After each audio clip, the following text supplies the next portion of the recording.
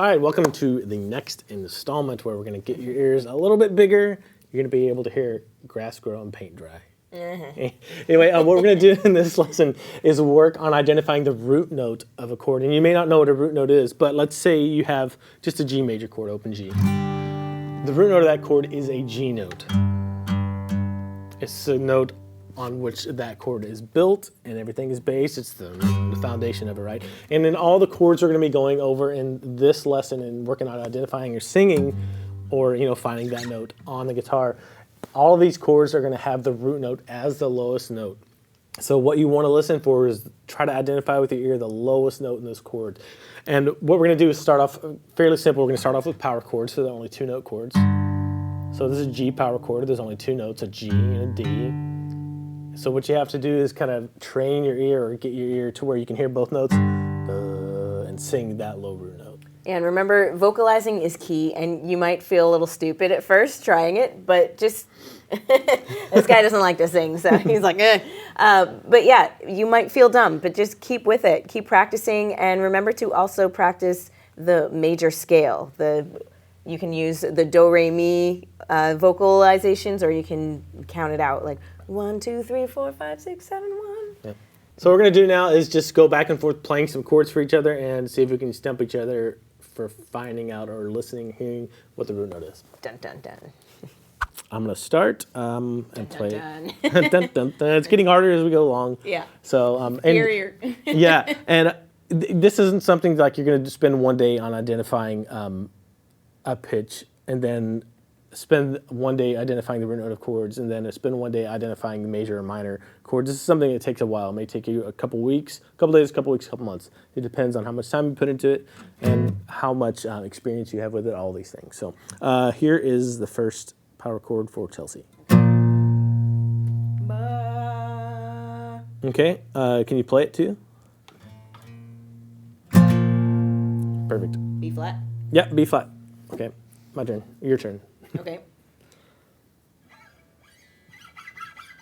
You don't know where I'll be. Ooh. No. Okay. Oh. Okay, so I started out high there and oh.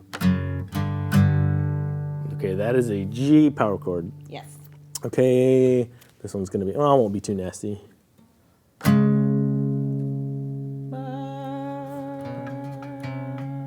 Perfect. Yeah.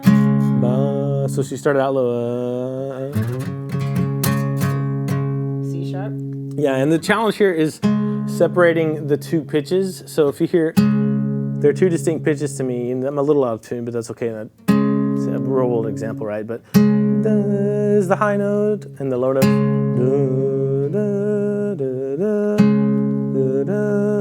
And probably the biggest help to getting, or the two biggest helps to getting to where you can do this are, number one, singing the major scale, like this. Let's see, let's go G. 1, 2, 3, 4, 5, 6, 7, 1.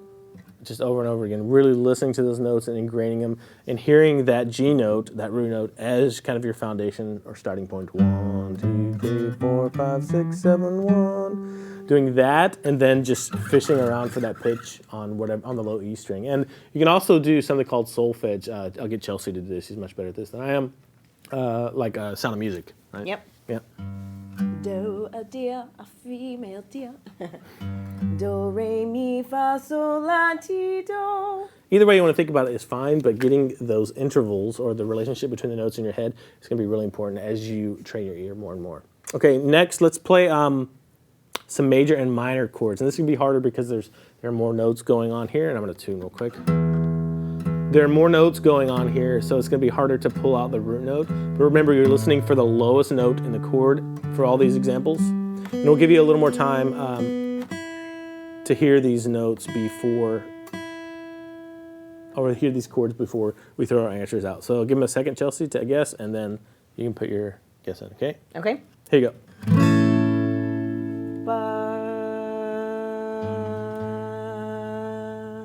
A. Okay, A root note. There's a lot going on there. But if you try to hear the lowest note, and identify that and fish around for it, end up on an A. And it takes a little bit of work to get there, but you can do it. All right, shoot, Chelsea. Okay. Major or minor? Yep. Okay.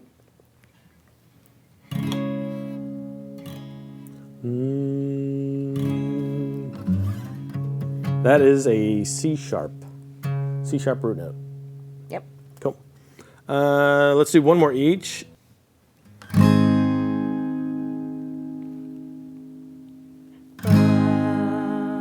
Cool. G sharp. G sharp. Awesome. And one more from you. Okay.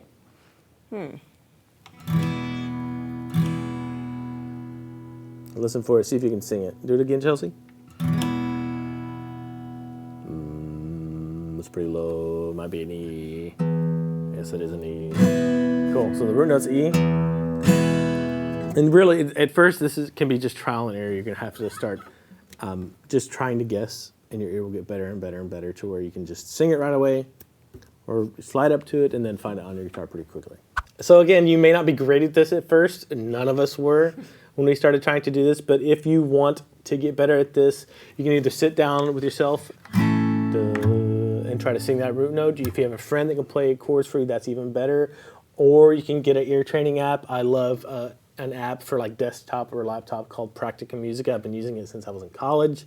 It's the best ear training program that I know of. Or again, any ear training app will help you start to be able to do this. Yeah, and remember, you just need to put in 5 or 10 minutes a day to start seeing huge results. So keep at it. And if you have any questions on this stuff, leave them in the comments below.